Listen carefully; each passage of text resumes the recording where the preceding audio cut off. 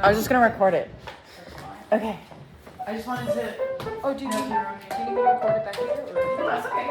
I think it should be. Hi, you want to come in? Do we have a crasher? Absolutely. Sure. All right, come on in. All right. Okay, so I'm so excited to present this song, Kradljivac, which is by Pejačević.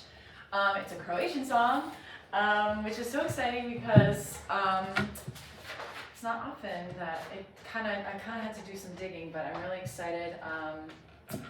And my grandmother, my maternal grandmother, is Croatian, and so it's been kind of in our in my life, and it's very exciting to sing a song in Croatian. Okay, so the composer, Dora Pejačević, she was a countess. Her father was a Ban in Croatia. Back in the Austro-Hungarian Empire. She was born in Budapest in 1885.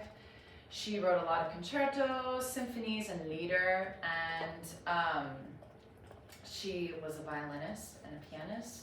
She was also very creative, so when she was learning about composition, she kind of became interested in also, can I compose for the voice?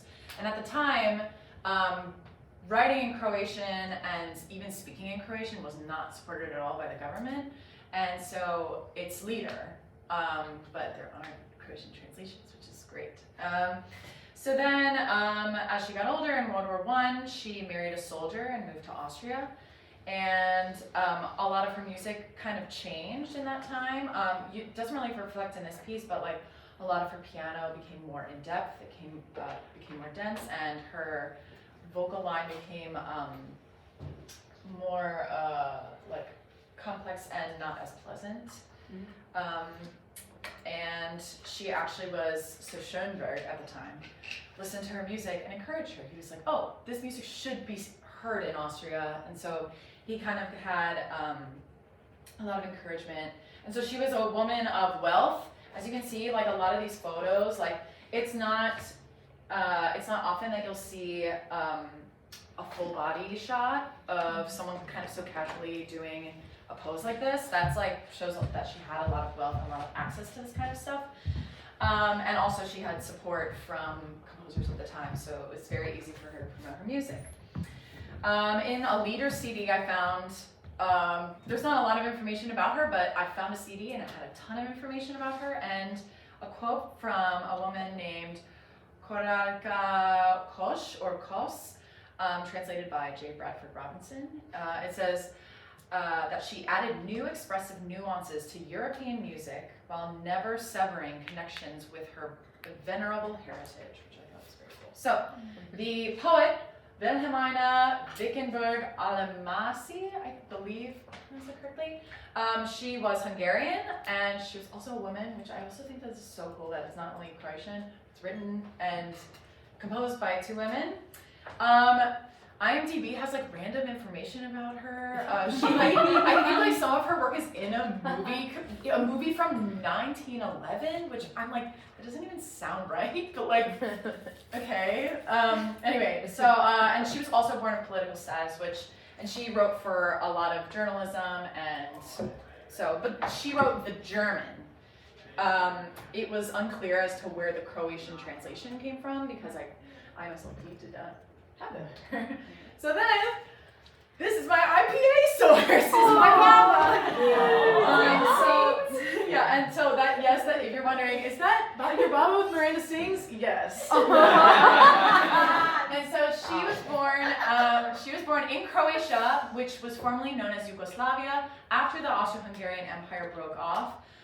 Countries such as Bosnia, Herzegovina, Croatia, Macedonia, Montenegro, Serbia, and Slovenia were all part of Yugoslavia, and Yugoslavia only broke off in the 1990s. So it was a communist country. She grew up there. She moved here when she was 18 in the 1960s. She learned English, and she had my mom, and then here I am. This is the island that she grew up on called Ilovik. It's an island in the Adriatic. If you are going to Europe, you have to go to Croatia. It's like one of the most beautiful places ever. So she spoke a dialect of Croatian that's very it's centered around Serbo-Croatian, which is why this piece also means so much to me, is because the dialect is the same. So she could translate it for me, and the translation is different in German and Croatian, but she spoke to me in Croatian and then I IPA'd it. So if you guys need a Croatian source, my Baba would love to talk to you for an hour and IPA it for you. So she's obsessed with this. She heard us. She actually heard us. When I had my audition a couple weeks ago, we stayed with her and we played it for her, and she was like, she was like very excited. So, and then also the dialect has a strong Italian influence. Also, okay. So I'm not gonna talk much about the German because class is over. But so I'm so sorry. Yeah, that's okay. Okay, so here is the Croatian. And as you can see, the rhyme scheme is different in German than in Croatian. I guess Yeah, we'll it's just ABAB in German and it's AABB in Croatian. yes. Yeah. So the actual English is a direct translation. My Bob and I created it, so it doesn't rhyme, but it should make a lot of sense to you. So here is Kradljivac.